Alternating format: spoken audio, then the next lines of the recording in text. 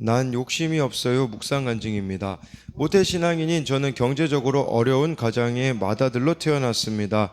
초등학교 고학년 때 어느 날 제가 신던 운동화 바닥에 구멍이 나서 어머니의 털 고무신을 신고 학교에 갔더니 친구들이 이를 놀려댔습니다. 하지만 저는 전혀 부끄럽지 않았고 오히려 그런 친구들이 이해되지 않았습니다. 그날 어머니는 구멍난 제 운동화를 보시고 한없이 우셨는데 저는 왜 우시는지 알지 못했습니다. 교회 소그룹 모임에서 저는 어릴 때부터 욕심이 없는 사람이라고 나누며 자신 있게 위의 이야기를 했습니다. 그러자 지체들 전부 저를 이상하게 여기며 제 아내를 불쌍히 여기는 것이었습니다. 제 입장에서는 제가 더 불쌍해 보여야 하는데 이해가 되지 않았습니다. 전 제 옷을 제 손으로 거의 사지 않았습니다. 아내가 이를 답답해하며 가끔 백화점에 저를 데려가면 저는 가격을 보고 망설이다가 결국 아내 옷만 사서 그냥 오곤 합니다. 저는 그런 저를 나 자신보다 아내를 더 위하는 남편, 무력이 없는 사람이라 여기며 자화자찬했습니다. 하지만 아내는 저를 누구보다 욕심쟁이라고 하며 많이 힘들어했습니다. 돈을 쓸 때마다 제 눈치가 보이고 자신에게 너무 무관심하고 위할 줄 모른다며 항상 불만이었습니다. 오늘 본문에서 바울은 너희 몸은 너희가 하나님께로부터 받은 바 너희 가운데 계신 성령의 전인 줄을 알지 못하느냐고 합니다. 스스로를 깊이 들여다보면 저는 나 자신을 소중히 여기지 않는 가치관이 뼛속 깊이 박혀 있습니다. 자신을 소중히 여기지 않으니 당연히 타인에게 무관심하고 가장 가까이에 있는 아내가 제일 힘들 수밖에 없었습니다. 이는 결핍이라는 저의 열등감에 대한 잘 다듬어진 방어 기제였습니다. 덕분에 스스로는 오랜 기간 열등감을 느끼지 않고 마음 편히 지내면서도 불평하는 아내를 이해하지 못하고 정죄만 했으니 그동안 아내가 얼마나 힘들었을지 이해되며 회개가 됩니다. 저는 주님이 사명을 감당하라고 주신 제 몸을 귀히 여기지 않았습니다. 그러니 주께 감사하거나 구하는 기도도 하지 않고 남을 긍휼히 여기는 마음이 부족하니 사명 또한 잘 감당할 수 없었습니다. 앞으로는 성령의 전인 제 몸을 사랑하고 또 이와 같이 남을 사랑하여 하나님께 영광 돌리는 삶을 살겠습니다. 적용하기 제 손으로 직접 제 옷을 사보겠습니다. 아내가 잔소리할 때 바로 미안하다는 말을 먼저 한 후 대화를 시작하겠습니다.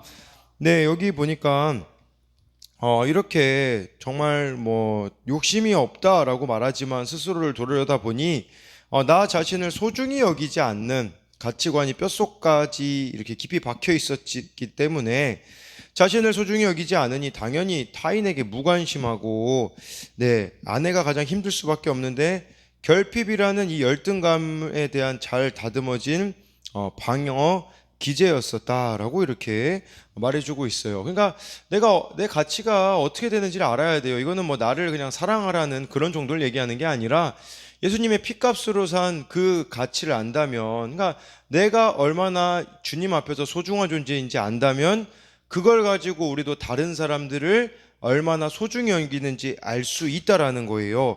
근데 이분 같은 경우는 자신을 소중히 여기지 않으니 문제는 거기서 끝나는 게 아니라 타인에게도 무관심하다라는 거. 그러니까 우리도 어떤 열등감이나 비교의식의 문제는 뭐냐면 그냥 나만 소중히 여기지 않는 정도가 아니라 타인에 대하여서 돌아볼 수도 없는 자아가 될 수밖에 없기에 정말 우리의 가치가 얼마나 소중한지를 십자가 그 사랑의 가치를 깨닫는 게 중요한 거겠죠. 오늘은 고린도전서 6장 12절부터 20절까지인데요. 12절에요. 모든 것이 내게 가하나 다 유익한 것이 아니요 모든 것이 내게 가하나 내가 무엇에든지 얽매이지 아니하리라. 이거는 고린도 지역의 격언이었다고 해요. 그러니까 고린도 교회 성도들이 쉽게 말하면 자신의 행동을 막 정당화했던 거예요.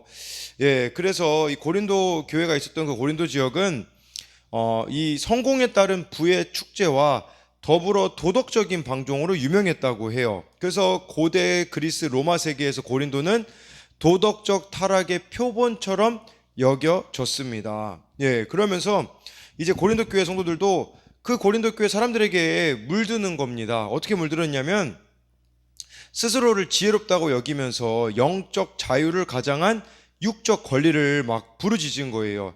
이제 우리 율법으로부터 자유해졌으니까 이제 육적인 방종을 자유를 목적으로 허용하려고 한 것이죠. 그러니까 예수님 안에서 자유인이라는 사실을 잘못 이해하여 몸의 방종도 추구한 거예요. 그러니까 우리 어차피 영이 천국에 가니까 이 몸은 그냥 막 써도 돼. 이제 이런 개념이 이 고린도 교회 성도들에게도 있었던 것이겠죠. 근데 우리가 그냥 죄를 다시 지어도 이미 죄에서 자유롭게 되었기 때문에 다시 지어도 자유롭다는 식으로 자유를 왜곡하는 거예요. 그러니까 이런 사람들이 있어요. 회개하면 용서해 주실 거니까 그냥 죄에 대해서 너무 가볍게 여기고, 그렇게 뭐 예수님한테 그냥 잘못했어요 이렇게 이야기만 하면 되지라는 식으로 이렇게 죄를 합리화하는 사람들이 우리들 가운데도 있을 수 있다라는 거예요. 그러나 모든 것이 내게 가하나 내가 무엇에든지 얽매이지 아니하리라. 여러분, 자유가 다 허락되더라도 유익하지 않다면 제한이 있을 수 있고, 모든 것이 허락되더라도 중요한 것은요, 그것의 노예가 될 수 있다면 제한이 있다고 바울은 말해주고 있어요. 여러분, 우리가 탐욕과 쾌락에 빠지면 그것에 얽매여 도리어 자유를 잃어버리게 돼요. 이 죄라는 특성을 알아야 되는데, 죄는요 폭군 같아요. 그래서 모든 것을 다 노예로 만드는 힘을 가지고 있거든요. 그러니까 그리스도인은 자유를 주장하며 죄를 수용해서도 안 되고 철저히 경계하고 차단해야 된다라는 거예요. 이 의미가 그 의미 아니겠습니까? 우리가 며칠 전에 읽었던 말씀의 경계를 지켜야 되는 이유, 그게 진정 자유의 길이기 때문이라는 것이겠죠. 여기서요, 모든 것이 가하다라는 것은 원어로 보면요, 내 능력, 내 권위 아래에 있다라는 의미예요. 그러니까 모든 것이 내 능력 아래에 있지만 나는 그 어떤 능력 아래에 있지 않겠다라는 이런 의미가 될 수 있거든요. 그러니까 지켜야 되는 어찌됐든 경계선이 있다라는 거를 말해주는 것인데, 이 12절에 대한 적용 질문은 말씀을 많이 알고 언변과 은사가 풍족해지니까 내 육적 권리를 부르짖고 있지는 않습니까? 그리고요, 세상에서 다 하고 있기에 당연히 예수님을 믿는 나도 해도 된다라고 생각하지만 죄인 것은 무엇이 있을까요? 또 한 가지는요, 나를 노예로 만드는 죄의 영역은 무엇이 있을까요? 13절에요. 음식은 배를 위하여 있고 배는 음식을 위하여 있으나 하나님은 이것저것을 다 배하시리라. 몸은 음란을 위하여 있지 않고 오직 주를 위하여 있으며 주는 몸을 위하여 계시느니라. 또 고린도 사람들이 사용하던 관용적인 표현, 이거를 바울이 인용을 해요. 고린도 사람들은 그렇게 얘기했어요. 음식은 배를 위해 있고 배는 음식을 위하여 있다라는 것은 배고프면 어떤 음식이라도 먹어도 된다. 이것을 어떻게 고린도 사람들은 생각을 했냐면, 내가 성적으로 끌리면 내 마음대로 해도 된다. 이런 식으로 고린도 사람들이 생각을 했거든요. 그러니까 내 몸이 욕구를 느끼면 무엇이든지 채울 수 있다라고 고린도 사람들이 주장을 했는데, 문제는 고린도 교회 성도들도 여기에 노출이 되었던 거예요. 어떤 음식을 먹을 수 있는 것처럼 마음껏 육체의 쾌락을 즐겨도 문제가 없다라고 생각을 했던 거죠. 지금 사회도 마찬가지지 않습니까? 내가 사랑하니까 혼전 성관계를 가져도 되고 상대를 쉽게 바꿔도 되고 또 육체적인 쾌락을 위해 낙태의 자유를 허용하라고 주장하고 있으며, 심지어 결혼한 사람들 중에서도 배우자의 부도덕한 일탈로 이혼하거나 고통을 겪는 경우도 늘었던 거예요. 늘죠. 또 얼마나 많은 지금 조건 만남들, 이런 것들이 있습니까? 여러분, 참 자유는 자기 정욕에 얽매이지 않고 남의 유익을 위하여서 사는 거라는 거예요. 그래서 우리의 몸은 음란을 위해 있는 게 아니라 예수님을 위하여서 있다. 이렇게 말씀해 주고 있는 거예요. 몸은요, 그냥 막 물리적인 몸만을 이야기하는 게 아니에요. 원어로 보면요, 육과 영으로 이루어진 전 인격을 의미하는 거예요. 여러분, 영이 성령으로 충만한 사람이 어떻게 육도 마음대로 그렇게 맞지 않는, 육과 영은 하나거든요. 근데 어떻게 이게 나누어져 가지고 막 성령 충만한다고 하지만 육은 그렇지 않는다면 그것은 말이 안 되는 것이겠죠. 왜냐하면 우리의 몸은 전인격을 의미하는 거기 때문이겠죠. 그러니까 몸은 썩지 않고 영원하며 음행을 위해 존재하는 것이 결코 아니고 주님과의 연합을 위해 존재한다라는 거예요. 네. 그래서 이 13절에 대한 적용 질문은 몸은 주를 위하여 있음을 알고 내 몸으로 주를 섬겨야 할 것은 무엇입니까? 하나님이 주신 내 몸을 소중히 여기며 지키나요? 사랑한다면 절제 없이 이성과 자유롭게 스킨십을 해도 된다고 생각하지는 않나요? 예, 또 한 가지는 하나님의 도우심으로 끊어진 욕심과 죄가 있습니까? 14절은요. 하나님이 주를 다시 살리셨고 또한 그의 권능으로 우리를 다시 살리시리라 라고 해가지고요. 네, 여기서 그러니까 우리가 나중에 부활하게 될 거거든요. 근데 그 부활의 몸이 이 세상의 몸과 연관성이 없는 게 아니라는 거예요. 사람들 잘못 생각한 게 뭐냐면 어차피 이 몸은 이 세상에서만 있으니까 잘못 생각하는 사람들은 그렇게 생각한 거거든요. 어차피 우리 영은 뭐 구원받으니까 몸은 마음대로 살아도 돼라는 잘못된 생각을 가진 자들이 있었는데 바울은 그게 아니라는 거예요. 이 세상에 내 몸을 어떻게 다루는지가 부활 이후에도 연관성이 있다라는 것을 말씀해 주고 있어요. 그러니까 미래의 부활이 현재 성도들의 생활, 즉 삶과 연관이 있다라는 겁니다. 마지막 날 음식과 배는 하나님이 패하실 것이지만 우리의 몸은 다시 살리실 것이라는 것을 기억해야 돼요. 그렇기 때문에 우리 몸은 음란이 아니라 오직 주를 위하여 있음을 알고 몸을 소중히 여기고 몸으로 주를 섬겨야 하는 거죠. 이 손발이 가는 수고로 가족을 섬기고 땀과 눈물로 지체를 섬기는 것이 내 몸의 주의 권능을 덧입는 것이라는 거예요. 15절에 너희 몸이 그리스도의 지체인 줄 알지 못하느냐? 내가 그리스도의 지체를 가지고 장녀의 지체를 만들겠느냐? 결코 그럴 수 없느니라 라고 이렇게 말씀해 주고 있어요. 우리 성도의 몸은 예수님의 지체입니다. 근데 창녀와 연합을 한다라는 것은 그리스도의 몸을 떼어다가 창녀의 몸에 붙이는 거였어요. 그래서 이 15절에 대한 적용 질문은 내 몸이 그리스도의 몸의 한 부분을 이룬다는 것을 믿습니까?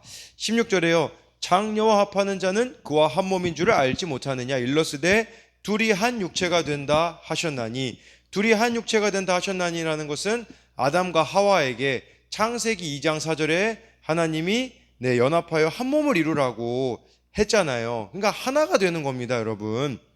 그러니까 내 몸을 불륜, 혼전성 관계, 음란물에 맡기게 되면요, 그리스도의 지체인 자기 몸의 죄를 범하게 되고, 중요한 거는요, 이 몸에 범하는 죄로 끝나겠습니까? 아니에요. 아까 제가 이야기 드렸듯이 몸이라는 게 영하고도 연결되어 있다고 말씀드렸잖아요. 몸만 아니라 영도 음행의 권세에 사로잡히게 되는 겁니다. 그러니까 육체적인 관계나 음란물에 내 몸을 맡기는 것은 창녀와 연합하는 죄를 짓는 것과도 같다라는 거예요. 그래서 17절에 주와 합하는 자는 한 영이니라 라고 해서 우리가 예수님과 연합해야 된다라는 거겠죠. 그러니까 내가 지금 연합하고 있는 게 무엇인지를 돌아봐야 된다라는 거겠죠. 이것은 또 그런 의미로도 볼 수 있어요. 음행을 피하려면 주와 연합해야 된다. 예수님과 연합해야 된다라는 거예요. 내 몸이 예수님의 몸을 이룬다라는 걸 알고 말씀으로 주의 마음을 알아가고 주의 뜻을 이루고자 내 몸을 드릴 때 성령 충만하여 음행을 피하게 된다라는 거예요. 즉 내가 말씀이 있는 공동체로 피해 주님과 연합하여 성령 충만을 받을 때 음행의 우상 숭배를 피할 수 있다라는 거예요. 제가 우리들 교회에서 양육 받을 때 생각나는 부분이 그거였어요. 저를 양육해 주시는 분이 이제 어느 목자분이 아들이 자녀가 없을 때 음란물을 이렇게 보신다고 하더라고요. 근데 이제 그 죄라는 걸 깨닫고 그거를 이제 돌이키기를 원하는데, 그랬을 때 그 목자분을 가르쳐 주시는 분이, 저를 양육해 주시던 분이 그렇게 이야기를 하셨대요.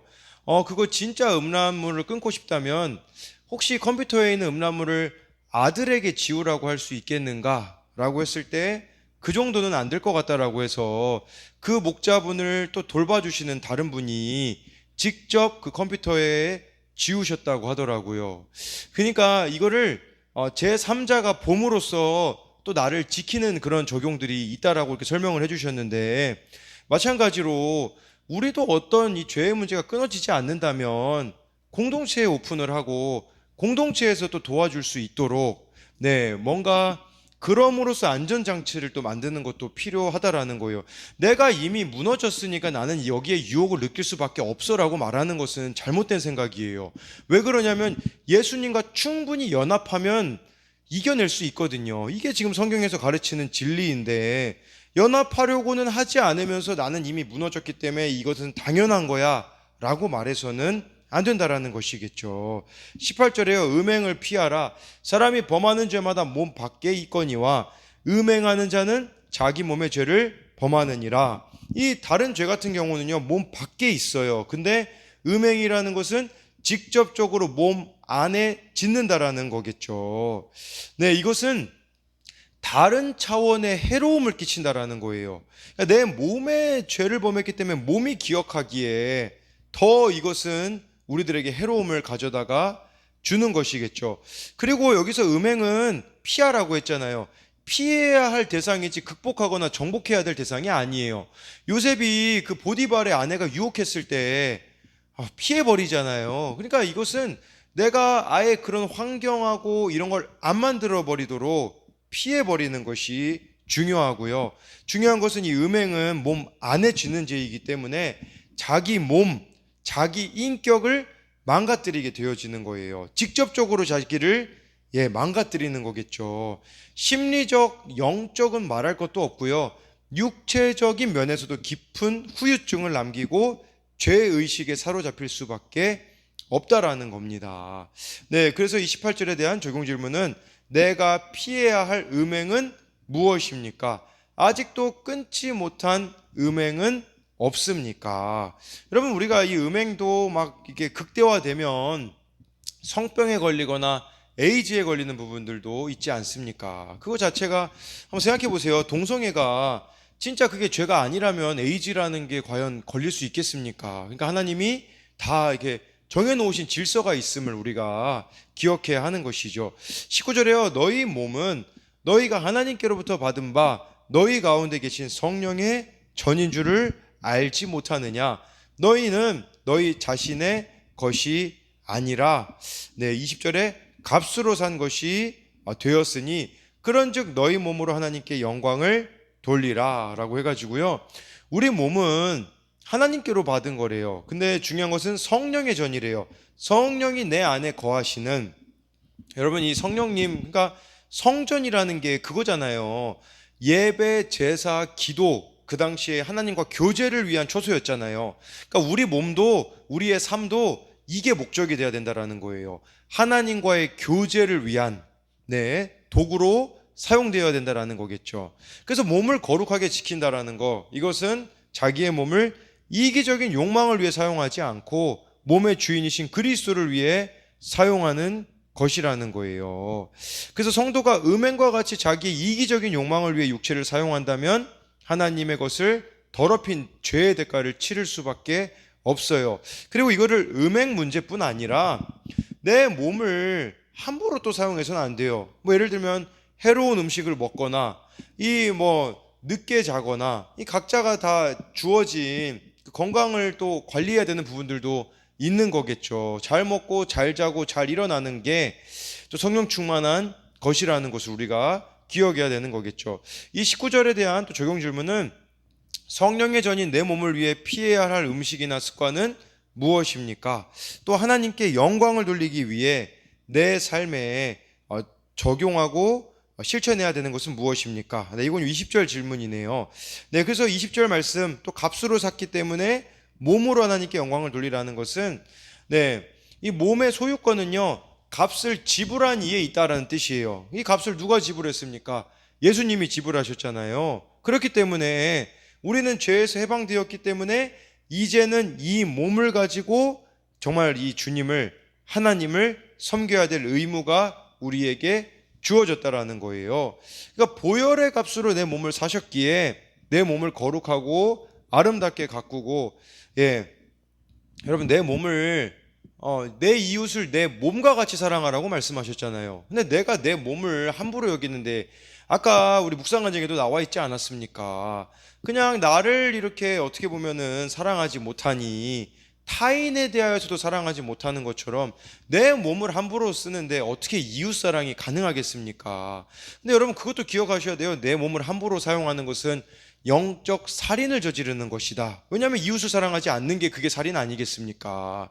그렇기 때문에 내 몸으로 이제는 가족과 이웃을 섬기는 것이 또 내 몸을 성령의 전으로 드리는 것이라는 것을 기억하심으로써 20절에 대한 적용 질문은 몸으로 하나님께 영광 돌리고자 내 몸으로 치러야 할 섬김과 수고의 값은 무엇입니까? 라고 말씀해 주고 있는데요. 여러분 어제 말씀해 주는 그런 생각이 좀 들더라고요. 어제 하나님의 나라를 유업으로 받지 못하는 자들이 있잖아요. 뭐 음행하는 자, 우상숭배, 간음, 탐색, 남색, 도적, 탐욕, 술 취하고 모욕하고 속여 빼앗는 자는 하나님의 나라를 유업으로 못 받는다. 지옥 간다라는 뜻이잖아요. 근데 저는요, 죽고 나서만 지옥 가는 게 아니라는 생각을 하게 되어지더라고요. 여러분 이렇게 우리가 마음대로 살아가면 그 자체가 이미 지옥이에요. 지옥이 뭔데요? 뭘 해도 만족하지 못하고 뭘 해도 기쁘지 않은 상태로 살아가는 것이 끊임없이 뭔가 목말라 하고 끊임없이 뭔가 채워지지 않는 상태로 살아가는 것이 사실 지옥이 아니겠습니까? 그렇기에 정말 여러분들이 천국 갈 자들이라면 이 세상에서도 천국을 누리셔야 돼요. 그 천국을 누리는 방법은 말씀의 가르침을 따라가는 것이라는 것, 말씀의 경계를 지키는 것이라는 것을 여러분들이 기억함으로써 주어진 이 땅에서의 삶을 마음대로 살아가는 것이 아니라 하나님께 영광을 돌리며 살아감으로써 이 땅에서도 천국을 맛보며 살아가는 여러분들이 되시기를 소망합니다.